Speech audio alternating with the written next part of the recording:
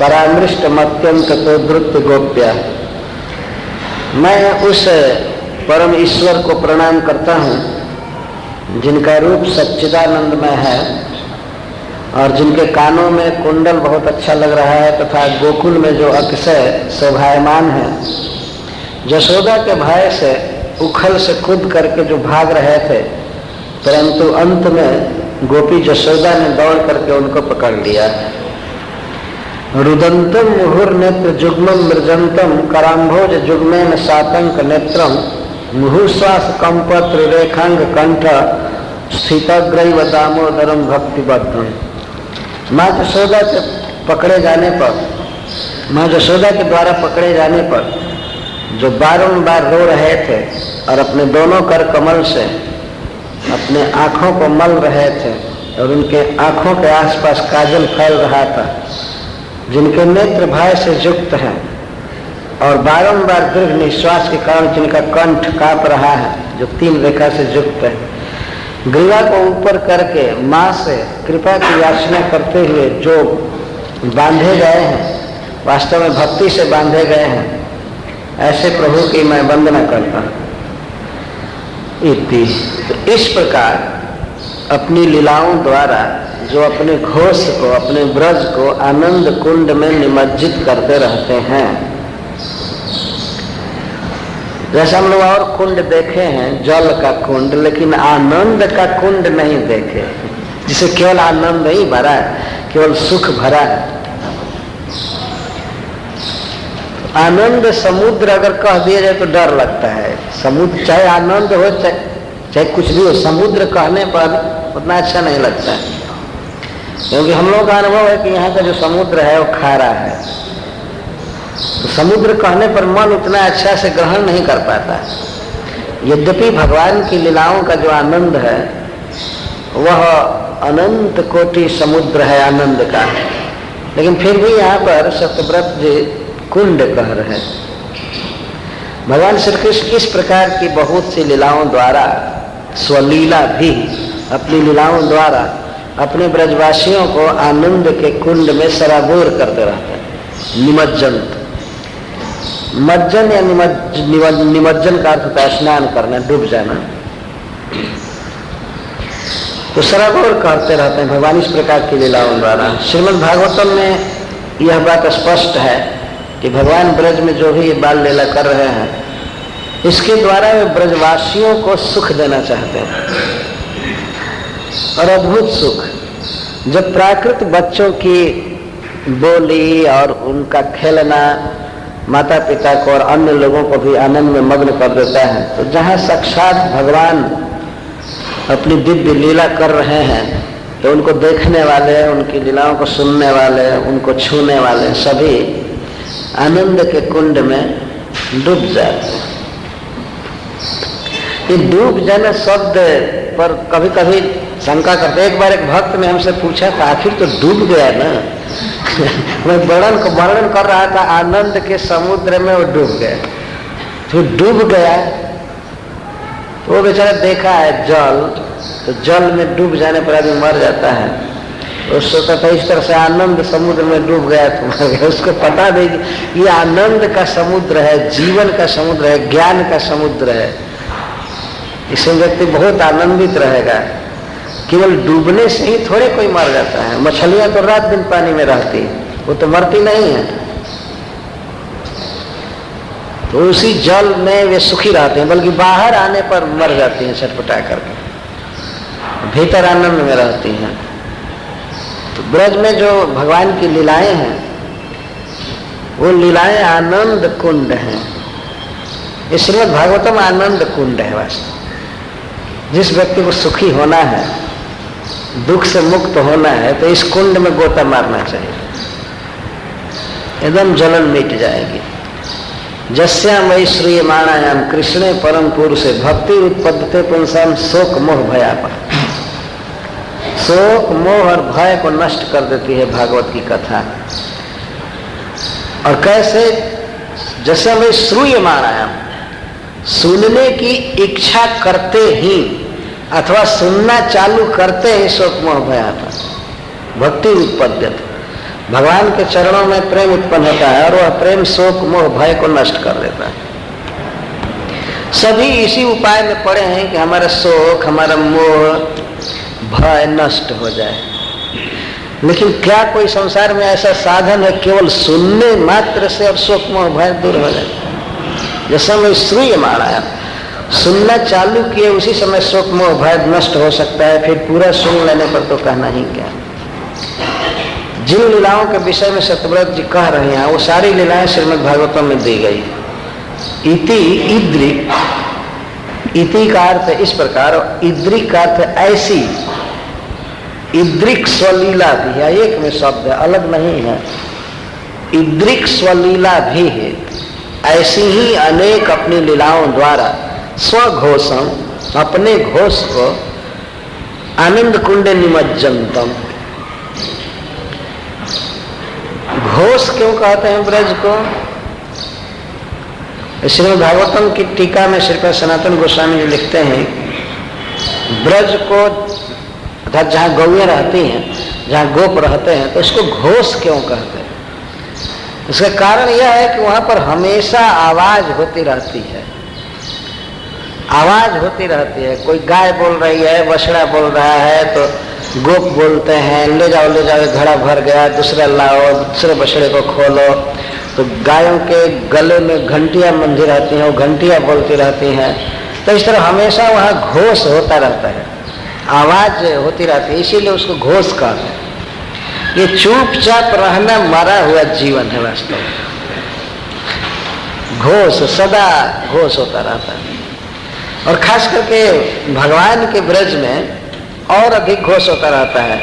गोप सब भगवान की कीर्ति गाते रहते हैं, बच्चे बांसुरी बजाया करते हैं, कोई कुछ गा रहा है, कोई कुछ बजा रहा है, कोई बुला रहा है गौए को, ही करके बुलाता रहता है और गौएं आवाज करती हैं, तो इसलिए उसको घोष कहते हैं। तो अपने घोष को अर्थात घोषस्थित ब्रजवासियों को, गोपियों को, गोपों को और बच्चों को, सबको आनंद के कुंड में भगवान डुबाते रहते हैं इस प्रकार की लीलाओं द्वारा। यद्यपि हम लोगों का ऐसा सौभाग्य नहीं है कि हम भगवान की उन लीलाओं में को प्रत्यक्ष देखें, साथ रहें, लेकिन भगवान वेदव्यास देव ने हम सबको यह सौभाग्य देने के लिए उन लीलाओं को श्रीमद् भागवतम में लिख दिया है। यदि यथार्थ उसका श्रवण कीर्तन किया जाए तो वही आनंद प्राप्त होगा जो भगवान को देख करके प्राप्त होता है। इस बार वृंदावन में मैं एक दिन कथा कह रहा था, भागवत सप्ताह, तो वर्णन था कि कृष्ण बलराम अक्रूर जी को लेकर घर जा रहे हैं गोदोहन के स्थान से। तो एक तरफ कृष्ण थे, दूसरे तरफ बलराम जी थे। ये दोनों भाई थोड़ा थोड़ा आगे चल रहे थे अक्रूर जी से। अक्रूर जी का एक एक हाथ पकड़े थे और एक एक हाथ में वे कुछ बर्तन लिए थे, दूध ले जा रहे थे, या गायों को बांधने की रस्सी वगैरह। एक एक हाथ उनके फंसे थे और एक एक हाथ से श्री अक्रूर जी के हाथ पकड़ लिए थे। ऐसे जा रहे थे। अक्रूर जी कभी कभी उनके मुख पर देखते जाते थे और अपना अहो भाग्य मानते थे। तो दोनों भाई इनको अपने घर ले जा रहे हैं। यह कथा कहते समय मैं कहा कि अहो, उस समय वीडियो कैमरा रहा होता, ये फोटो लिया गया होता किस तरह कृष्ण बलराम अक्रूर जी को लेकर आ रहे हैं घर। जब मैं यह कहा तो एक माता जी बोल उठी, महाराज जी आप वीडियो ही तो दिखा रहे हैं हमें ऐसा नहीं लग रहा है कि हम सुन रहे हैं, हमें ऐसा लग रहा है कि हम देख रहे हैं। तो वास्तव में भगवान वेदव्यास जी ने इन लीलाओं को ऐसा लिखा है, इसको ठीक ठीक कहा जाए, सुना जाए तो यही अनुभूति होगी कि हम भी भगवान की उस लीला में हैं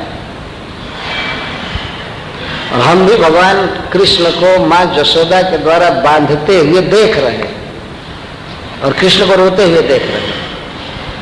ये सारी लीलाएं मन में इसी तरह स्फुरित होती है।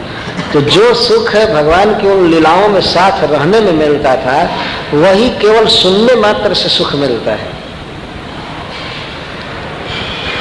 और भगवान यही सुख देने के लिए सबको, विशेषकर अपने भक्तों को, ये सब लीलाएं करते हैं। सो इस प्रकार से पराधीन होने की लीला क्यों करते हैं? तो दो कारण बता रहे हैं। एक तो स्वघोषम निमज्जनतम, अपने घोष को, ब्रजवासियों को आनंद कुंड में सराबोर करने के लिए, और दूसरा एक सिद्धांत का प्रचार भगवान करना चाहते हैं, आख्यापयंतम, व्याख्या करना चाहते हैं। आख्यापन का अर्थ होता है प्रचार करना है। भगवान प्रचार कर रहे हैं किनको? तदीयसितव्य, जो भगवान के इशितव्य हैं। इशितव्य का अर्थ होता है कंट्रोलेबल, कंट्रोल, जो भगवान के अधीन है, जैसे इंद्र, ब्रह्मा जी, शिव जी, ये सब, ये भगवान के इशितव्य हैं। और इस कारण से भगवान की ईशिता को जानते हैं। कहीं कहीं पाठ है इशितज्ञ से, दोनों पाठ है। तो जो भगवान के ऐश्वर्य को जानते हैं, ऐश्वर्य भाव से भजन करना चाहते हैं, उन लोगों को भगवान यह दिखाना चाहते हैं, बताना चाहते हैं कि मैं भक्तों के द्वारा जीत लिया गया, मैं भक्तों के वश में। इन बड़े बड़े देवताओं को भगवान ये प्रीच करना चाहते हैं कि मैं अपने भक्तों के वश में हूँ, जैसे जसोदा के वश में मैं हूँ। अब जसोदा मुझे खिलावे पिलावे, चाहे बांधे, जो इच्छा कर ही रही। तो और सब लोग मेरे दास हैं, मेरी आज्ञा के अधीन है, लेकिन मैं अपने भक्तों के अधीन हूँ। इसको आख्यापयंतम, भगवान प्रचार कर रहे हैं। तो इतिदृक् स्वलीला भी, अपनी ऐसी लीलाओं द्वारा भगवान ब्रजवासियों को आनंद दे रहे हैं, और अपने अधीन रहने वाले ब्रह्मा शिवादि देवताओं को ये बताना चाहते हैं कि मैं भक्त के वश में। माँ यशोदा कभी ऐसा नहीं समझती है कि कृष्ण को अब थोड़ा बुद्धि हो गई है, ये हो गया है। वो यही समझती है कि ये तो एक बच्चा है, इसको खाने का भी ज्ञान नहीं है, कभी कभी मिट्टी खाने लगता है। मिट्टी खाने पर हाथ पकड़ करके डांटती है कि अरे लाला ये क्या खा रहा है, क्या हमारे घर में माखन नहीं है? क्यों खाया, क्यों खाया? छड़ी दिखा करके कहती है उगलो उगलो। तो श्री कृष्ण जल्दी जल्दी माटी को लार बना करके और निगलने लगते हैं कि मुख खोलने के बाद माँ देख न पाए, जल्दी जल्दी। मिट्टी का अंश थोड़ा थोड़ा है, लेकिन भीतर लार बना करके, लाला बना करके, और जल्दी जल्दी उसको घोट रहे हैं। घोटने के बाद कहते हैं ना हम भक्षितवानम्ब सर्वे मिथ्या विशंसिना, माँ मैं नहीं खाया हूँ। तो माँ कहती है ये सब तुम्हारे सखा कह रहे हैं कि तुमने मिट्टी खाया है, अभी अभी पता चला। कहते सर्वे मिथ्या विशंसिना, ये सब झूठ बोलने पर पड़े हुए हैं, इनका काम ही है केवल झूठ बोलना।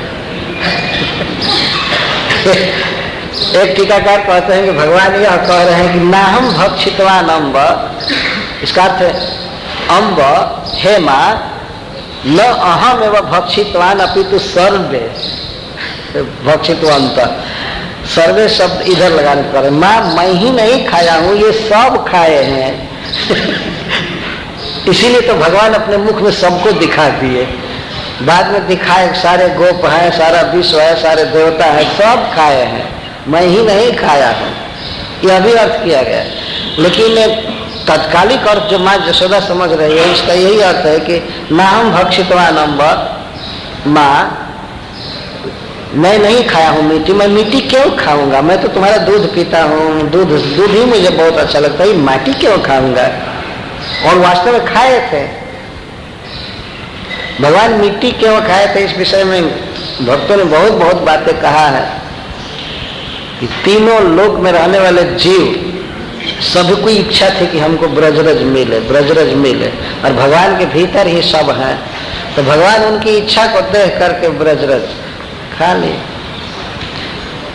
एक भाव कहते हैं हरीश्वरी जी कि भगवान परशुरामावतार में यह पृथ्वी द्विजों को दे दिए थे, ब्राह्मणों को।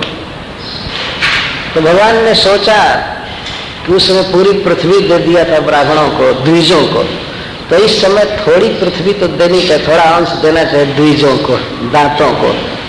छोटे छोटे दांत थे, उनको मिट्टी दे रहे हैं, दांत को भी द्विज कहते हैं। एक बार जन्म का दांत टूट जाता है पहला दांत टूट जाता है, दूसरी बार जन्म लेता है, इसलिए दांत को भी द्विज कहते हैं। इस तरह बहुत से भाव दिए गए हैं, बहुत से भाव दिए गए। तो भगवान कहा कि मैं माटी नहीं खाया हूँ।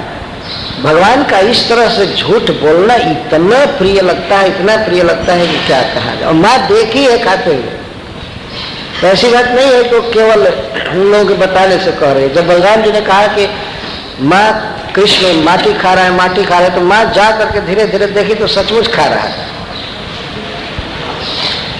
और जब माँ हाथ पकड़ ली कि क्या कर रहे हो, तो कुछ भी नहीं, वो जल्दी जल्दी मिट्टी को भीतर करने लगे।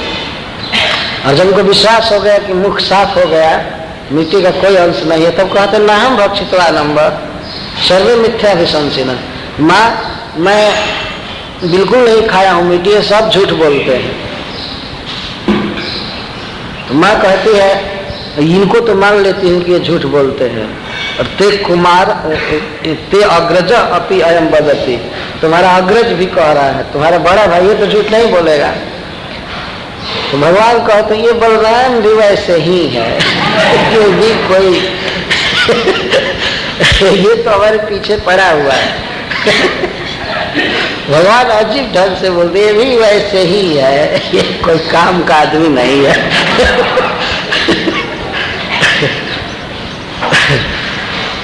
तो माँ हाथ पकड़ करके डांट रही है।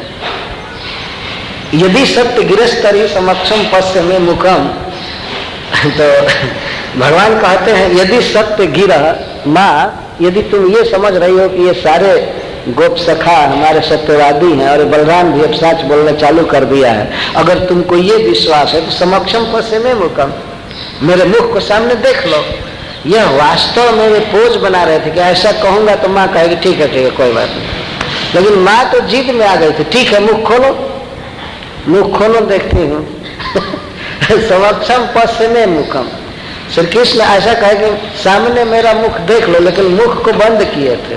अभी उनको भय था कि कहीं दांत में इधर उधर मिट्टी लगा होगा तो पकड़ लेगी, इसीलिए कहते हैं तो मेरे सामने मुख देख लो, ऐसे मुख को बंद रखकर। माँ कहते ठीक है व्यादे ही बाओ, मुख खोलो, मुख खोलो। तब कृष्ण मुख खोले, ऐसे मुख खोले तो माँ जसोदा देखती है मुख के भीतर सारा ब्रह्मांड सब कुछ, और उसने ये भी देखा कि ब्रज यही इसके भीतर है और एक जसोदा अपने एक बेटा को डांट रही है। भीतर कृष्ण के मुख में देख, यह देखते ही और चारों तरफ देखने लगी, विचार करने लगे किम स्वप्न दे तत् बुद्धि मोह किम वा मदीयो बत बुद्धि मोह, नहीं किम स्वप्न तद उतदेव माया किम वा मदीयो बत बुद्धि मोह। अरे इन्हें क्या देख रही हूँ, क्या देख रही हूँ, सपना देख रही हूँ क्या? कृष्ण के मुख को देख करके फिर इधर उधर देखती है तो देखती नहीं तो जागृत दशा है, सपना नहीं देख रही है उधर हमारा घर है, उधर लोग घूम रहे हैं, सपना नहीं है। कोई देवता की माया है क्या, किसी की माया है क्या? तो फिर सोचती अगर माया होती तो सब लोग माया में होते, दूसरे लोग अपने काम धर्म में हैं, केवल मुझ पर ही असर है इसका, माया नहीं है। तब कहते किम वा मदीयो बत बुद्धि मोह, क्या मेरे बुद्धि कहीं कोई भ्रम है, अथवा मेरे पुत्र का ही कोई ऐश्वर्य तो नहीं है, यह कहीं इसी की कोई करामात तो नहीं है, ये क्या देख रही हूँ। फिर भगवान नारायण को मनाने लगी, हे नारायण मेरे बेटा को कौन भूत लग रहा है, हाय आप कृपा कीजिए। जो डीटी भगवान में घर में थे वहां जाकर प्रणाम करने लगे कि हमारे पुत्र की रक्षा कीजिए, रक्षा कीजिए। ये क्या मैं इसके मुख में देख रही हूँ, क्या हो गया? ये कह करके भगवान के सामने, मतलब श्री नारायण के सामने वो आंख बंद करके ऐसे बैठ गई। आंख बंद करके बैठी तो कुछ देर के बाद देखती है कि मेरा बेटा उस तरह से खेल रहा है, तो गोद में उठा करके दूध पिलाने लगी, दूध पिलाने लगी पूरा। इसके बाद उसने सुलाया कृष्ण को। तो इस प्रकार की लीलाएं भगवान करते हैं, उनका असत्य बोलना भी बहुत प्रिय लगता है ब्रजवासियों को सुख देने के लिए। इन लीलाओं के द्वारा वे आनंद में सराबोर हो जाते हैं। श्रील सुखदेव गोस्वामी कई बार दसम स्कंध में बात कहते हैं कि ब्रजवासियों को पता ही नहीं था कि संसार का दुख क्या है, इतना आनंद में मग्न रहते थे, इसलिए तो आनंद कुंडे शब्द कहा जा रहा है। आनंद कुंड, दुख के ज्वाला में, दावानल में जलता हुआ व्यक्ति आनंद के कुंड में निमज्जित हो जाए, परम सुखी हो जाए, इसके लिए लीला करते हैं। और जो ऐश्वर्य भाव से भगवान की आराधना करते हैं उनमें ये प्रचार कर रहे हैं कि मुझसे ऐसा प्रेम करना चाहिए जसोदा की तरह मैं भक्तों के हाथ का खिलौना बन जाता, मैं अधीन। तो मैं अब इसके बाद आगे के श्लोक का कुछ अर्थ करना चाहता हूँ। वरम देव मोक्षम न मोक्षावधिं वा न चान्यं वृणेहं वरेशादपीह। हे देव, आपसे मैं मोक्षम वरम न याचे, मैं आपसे मुक्ति नहीं चाहता हूँ। भगवान श्री कृष्ण से मुनि प्रार्थना कर रहे हैं कि वरम देव मोक्षम न मोक्षावधिं वा, मैं मोक्ष नहीं चाहता हूँ और न तो मोक्ष के निकट की स्थिति चाहता हूँ अथवा मोक्ष की सीमा वैकुंठ नहीं चाहता हूँ। मैं मुक्ति नहीं चाहता, वैकुंठ नहीं चाहता, न चाहम वृणे हम बरे साधपी है और न च अन्यम वृणे। हे बरे साध, आप वर देने वालों में सबसे श्रेष्ठ हैं, सब कुछ दे सकते हैं, लेकिन मैं आपसे कोई वर नहीं मांगना चाहता हूँ, न मुक्ति, न वैकुंठ, न स्वर्ग, न योग सिद्धि। तो मान लीजिए भगवान कहें कि आप चाहते क्या है, प्रार्थना कर रहे हैं तो कुछ तो चाहते होंगे, तो कहते हैं हाँ, इदम ते बपुरनाथ गोपाल बालम सदा में मनस्या विरास्ताम कि मन्यहि। इदम ते बपु, ये जो आपका बपु है, इदम शब्द से तात्पर्य है कि यह इस स्तोत्र को कहने वाला व्यक्ति यही अनुभव कर रहा है कि वह भगवान कृष्ण के सामने खड़ा है जो कृष्ण उखल में बंधे हुए हैं, इसलिए इदम बपु कह रहे। इदम बपु ते इदम बपु, हे श्री कृष्ण, ये आपका जो श्री विग्रह, आपका जो स्वरूप है क्या, गोपाल बालम, गोपाल बाल, गोपाल कहते हैं गौओं का पालन करने वाले, गोप, और उनका बच्चा, तो गोपाल बाल का अर्थ है नंदलाल। नंद महाराज के पुत्र के रूप में आप हैं, बस यही छवि सदा में मनसी आविह आस्था, मेरे मन में सदा आविर्भूत रहे। किम अन्य, हमको अन्य से क्या तात्पर्य है, अन्य किसी वर से या अन्य किसी आपके स्वरूप से हमको कोई तात्पर्य नहीं है। मैं चाहता हूं कि केवल आपका यह गोपाल बाल रूप मेरे मन में सदा प्रकट रहे, सदा प्रकट रहे। इसका अर्थ इतना ही नहीं समझना चाहिए कि चित्र की तरह प्रकट रहे। गोपाल बाल रूप का अर्थ है लीला करते हुए, उखल में बंधे हुए, माखन चोरी करते हुए या बछड़ों की पूंछ पकड़ करके चलते हुए, इस तरह से जो आपका गोपाल बाल रूप है अपनी लीलाओं के साथ मेरे मन में सदा आविर्भूत रहे, यही मेरी कामना है। कि अन्य, हमको अन्य वर से क्या मतलब, कुछ भी नहीं।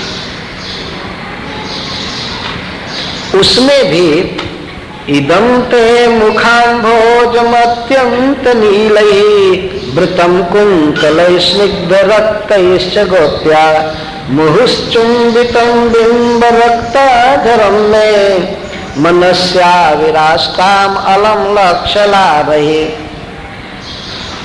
इदं ते मुखाम्भोजम, यह जो आपका मुख है,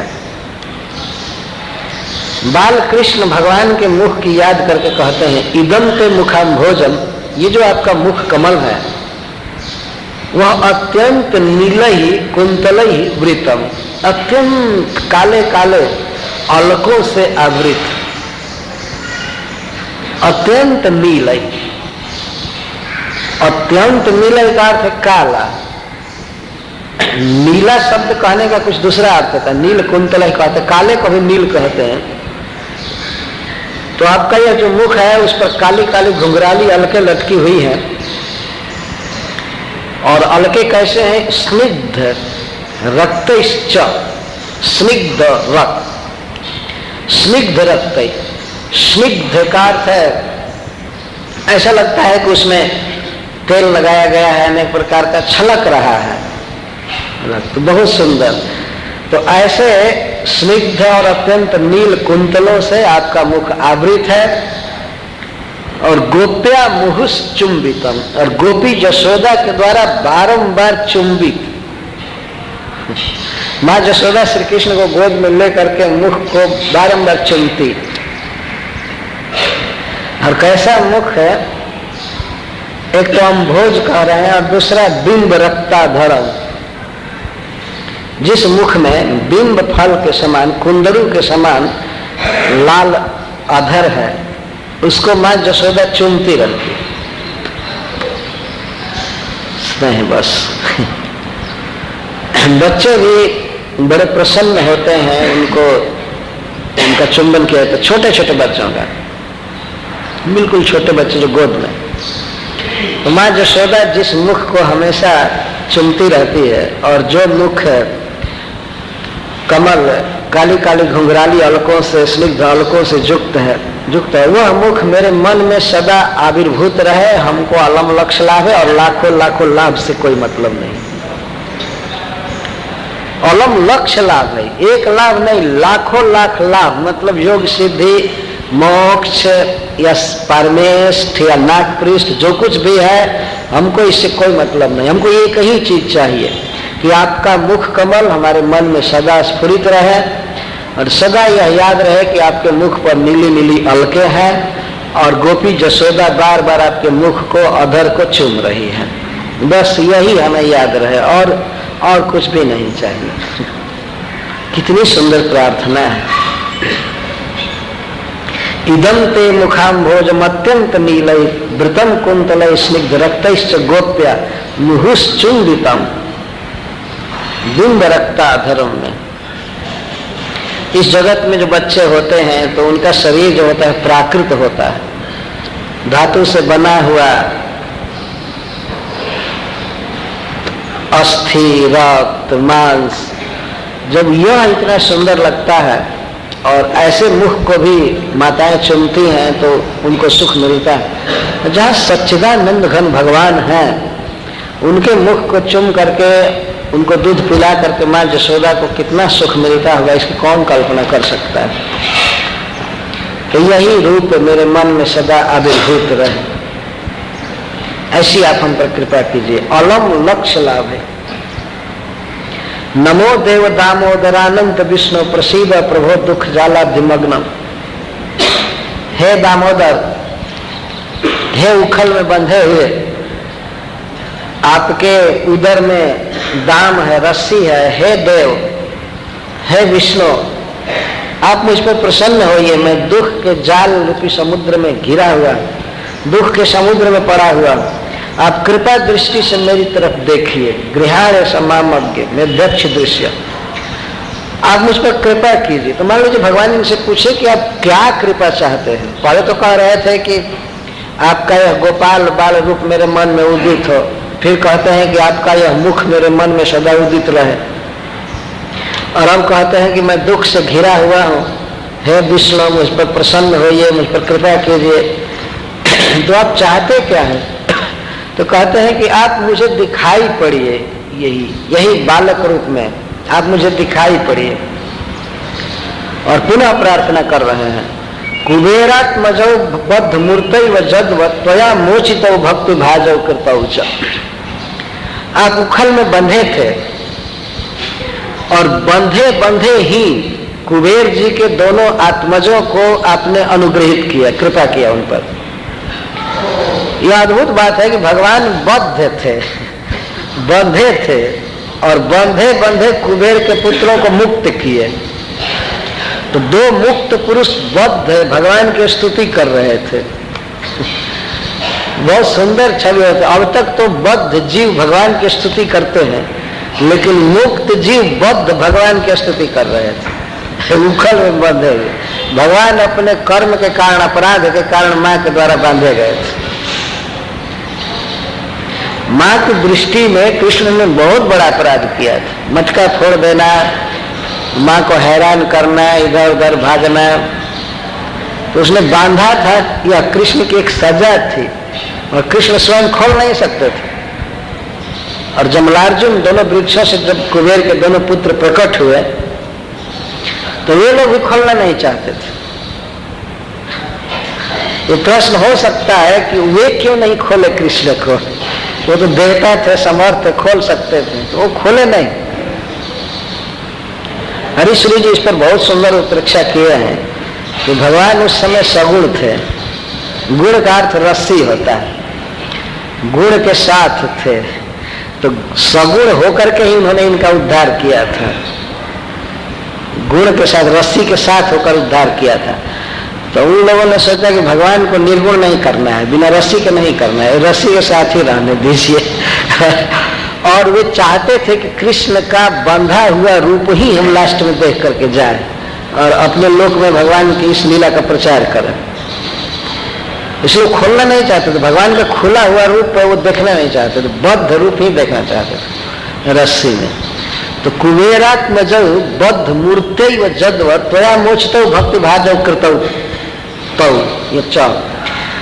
तो कुबेरात्मजौ, कुबेर जी के दोनों पुत्र नल, कुंवर और मणिगे आपके द्वारा उद्धृत हुए, आपने उन पर कृपा किया। कैसे? बद्ध मूर्त्या एवं, बद्ध मूर्त्या एवं, आप बंधे थे, माँ के द्वारा बांधे गए थे और उसी रूप से आपने उद्धार किया उनका।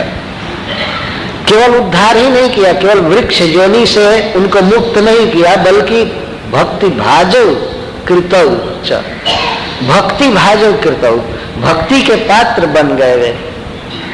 भाज का अर्थ होता है बर्तन, भाजन, भक्ति भाजौ, भक्ति के पात्र बनाए गए, अर्थात लबालब उनमें भक्ति भरी गई। वे वृक्ष जोनि से भी मुक्त हुए और आपने उन्हें भक्ति का दान दिया जैसा उन्होंने मांगा था। वाणी गुणानुकथने श्रवणौ कथाया इत्यादि प्रार्थना किया था। तो भगवान उनको भक्ति दिए, मुक्त भी किए, भक्ति दिए। तो जैसे उनको आपने मुक्त किया और भक्ति दिया, तथा प्रेम भक्ति स्वकाम में प्रयच्छ, ठीक वैसे ही प्रेम भक्ति अपने चरणों में हमको दीजिए। स्वकाम में प्रयच्छ न मोक्षे ग्रहो मेष्टि दामोदर, हे दामोदर, इस जीवन में हमें मुक्ति की कोई कामना नहीं है।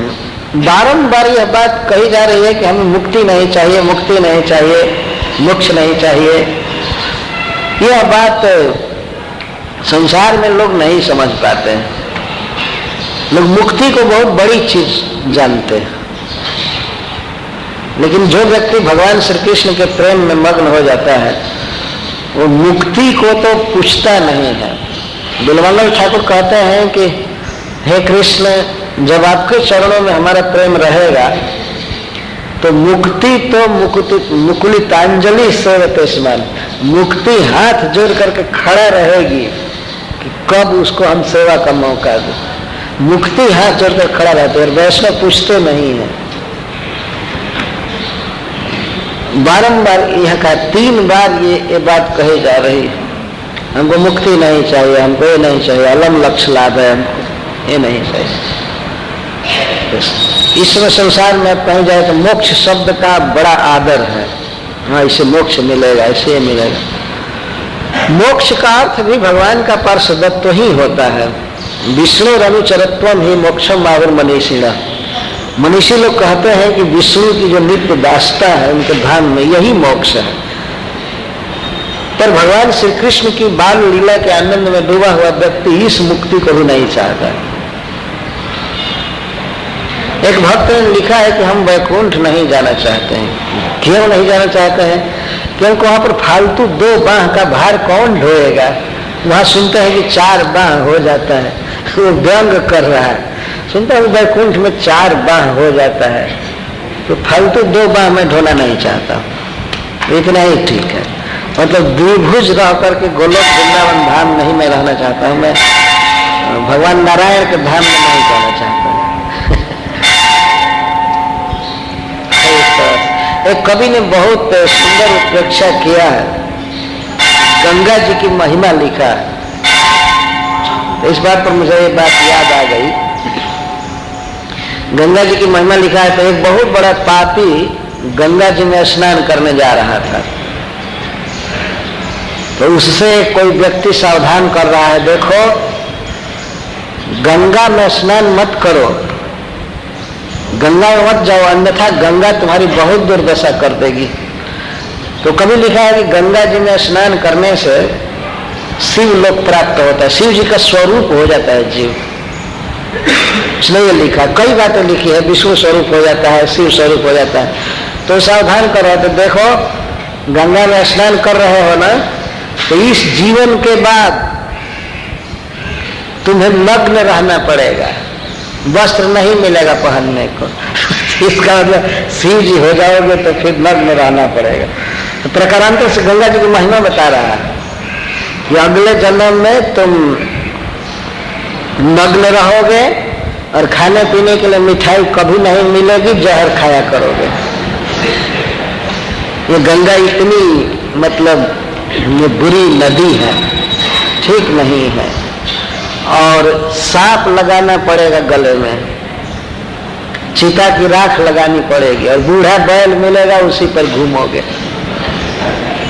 इसलिए ये मत नहाओ गंगा में, गंगा बहुत खतरनाक है। और उसी कवि ने एक पद में लिखा है, एक बार गंगा जी में नहाने एक व्यक्ति जा रहा था, बहुत बड़ा पापी था। गंगा जी के पास पहुंचा, तट पर नहा नहीं पाया, तट पर मर गया। तट पर बैठा था, सोया था, बैठा था, तो पापी नहीं, एक सांप, मैं भूल रहा हूं, एक बहुत बड़ा सांप गंगा जी के पास गया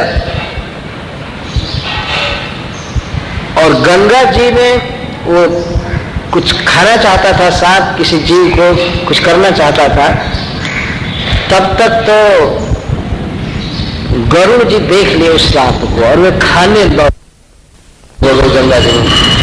तो छिपा रहा, गंगा जी में मृत्यु हो गई तो गरुड़ जी जो उसको खाने के लिए लपक रहे थे और गंगा जी में मरा तो तत्काल चतुर्भुज रूप हो गया उसका, और उन्हीं गरुड़ जी के कंधे पर चढ़कर वैकुंठ गया जो खाना चाहते थे।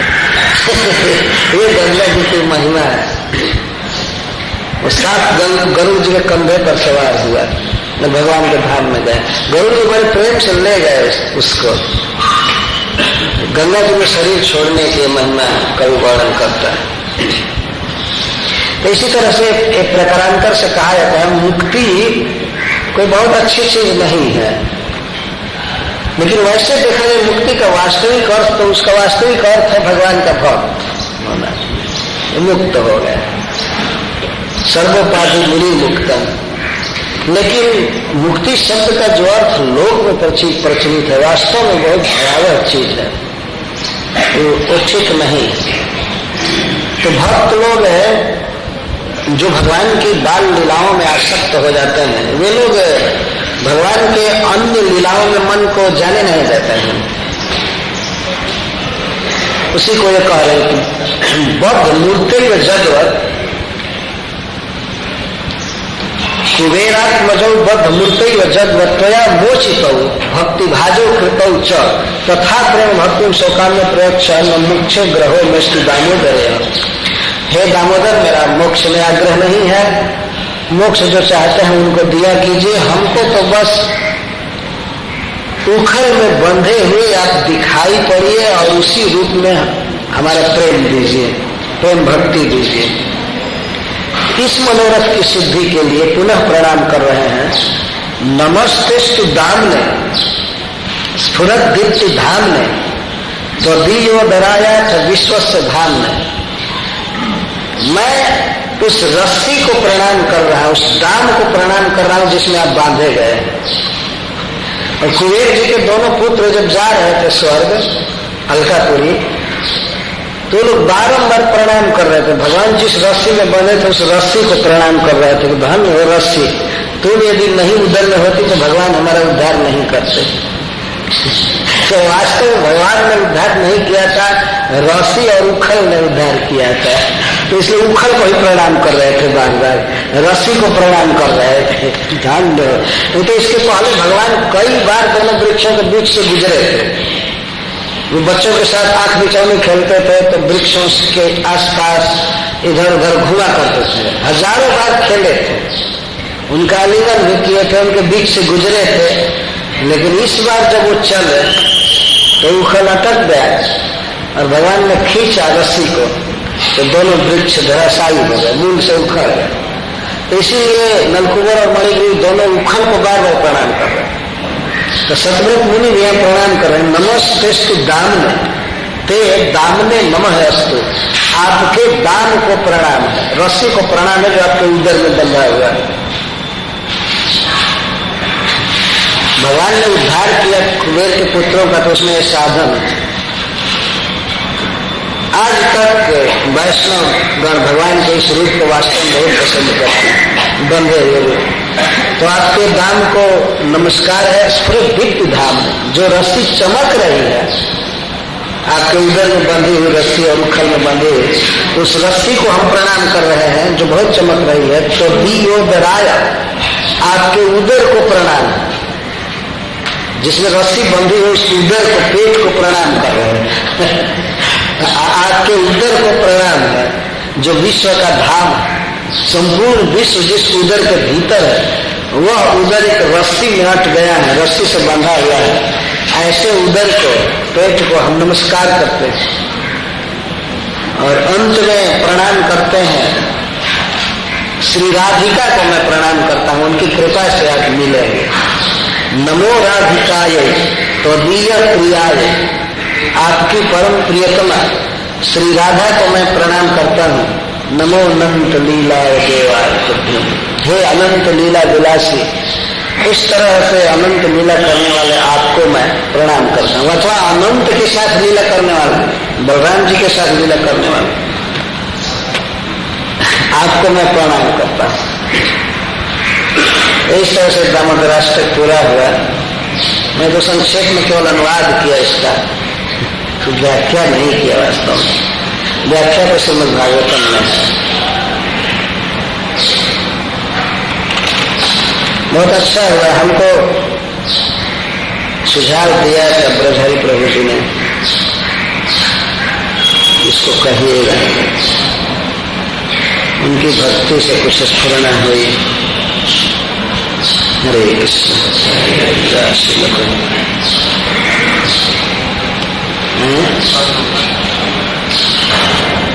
हाँ, तो प्रश्न इसी लीला से युक्त होना चाहिए।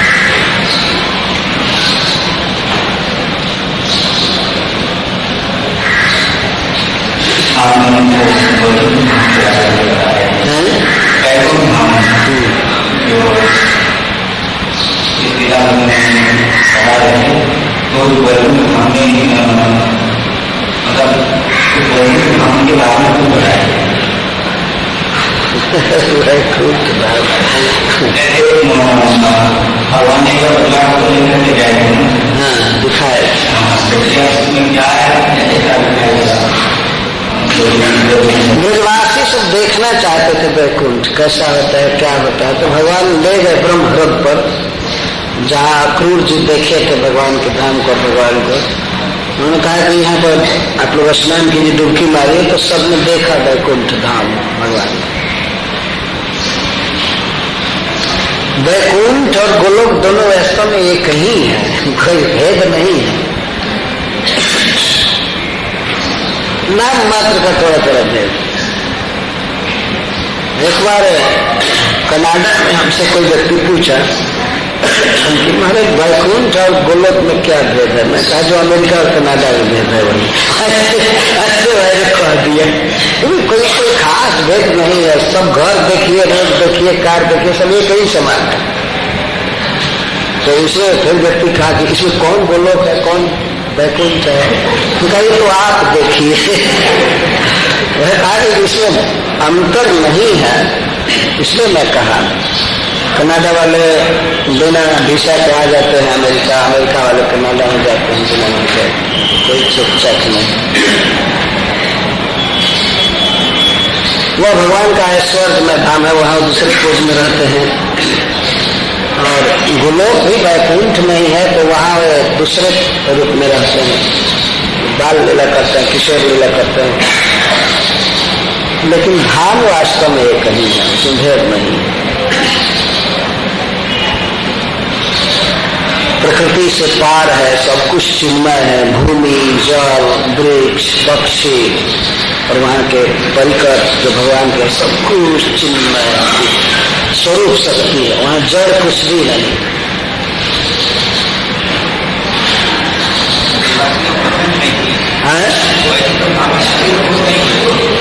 वे खुश हुए, आनंदित हुए देख करके, लेकिन वो तो स्वयं ही वैकुंठ में रह ही रहे थे।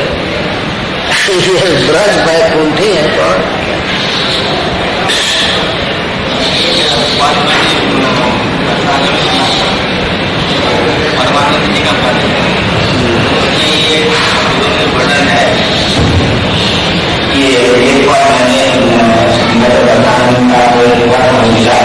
तो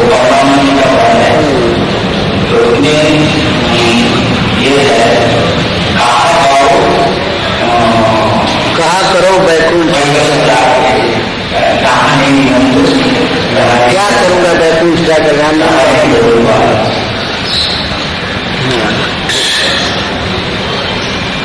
तो वो इसके लिए नहीं कहा गया है कि बहुत बहुत भेद है। आप उस तरह से भेद देखेंगे तो कुछ भक्त तो भगवान कृष्ण में भी भेद कर देते हैं। वो जो हमको द्वारका और मथुरा से क्या काम है ऐसे कहते हैं, वो क्या जरूरत है द्वारका मथुरा से, हमारे मुरली वाले श्याम, मुरली वाले कृष्ण हमारे, हमको द्वारका मथुरा से कोई मतलब नहीं। तो भाव से, प्रेम से, आनंद मन से ऐसा कहा जाता है, लेकिन स्वरूप का वर्णन नहीं किया जाता है। स्वरूप तो एक ही है वास्तव में सब।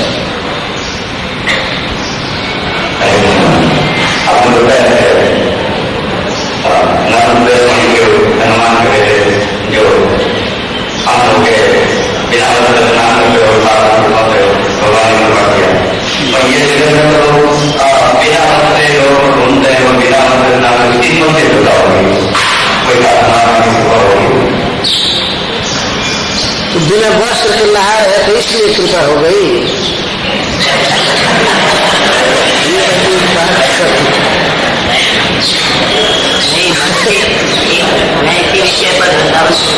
ये बिना वस्त्र के नहा रहे थे, यह कृपा का कारण नहीं हुआ। नारद जी का वहां आना ये सबसे बड़ा सौभाग्य हो गया। तो किसी भी दशा में नारद जी तो और भी जगहों पर गए हैं, वो ध्रुव महाराज पर कृपा किए, और पर कृपा किए, इस पर कृपा किए। और जो नग्न नहा रहे हैं वो लोग तो सीधा नरक में जाएंगे, कोई बीच में भाया हुआ भी नहीं होगा, सीधा नरक। भगवान ने बुद्धि दिया, वस्त्र से ढक करके हमको रखना चाहिए, नहाना चाहिए। वो तो बहुत पाप कर रहे थे, वो तो संत की दया दृष्टि थी, उनकी कृपा से पार हो गए। नहीं तो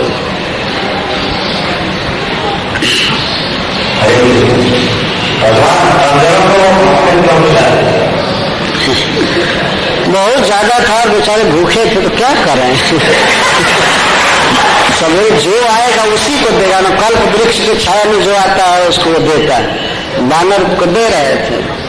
और कुछ भक्त कहते हैं कि भगवान श्री राम बानरों को लंका ले गए थे, फ्री लड़ाए थे, कोई वेतन नहीं दिए थे, तो उसी को भगवान पूरा कर रहे हैं माखन खिला खिला करके।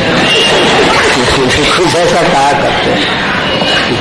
और दूसरी बात यह है कि ये बानर नहीं थे, वास्तव में देवतागण सब थे, ऋषि मुनि थे जो जाकर भगवान के हाथ से खाना चाहते थे। वास्तव में कोई सामान्य बानर नहीं थे, वृक्ष नहीं थे, और भावरा नहीं थे। तो भगवान के लीला के परिकर थे, वो रूप बना बना करके भगवान के साथ आनंद ले रहे थे।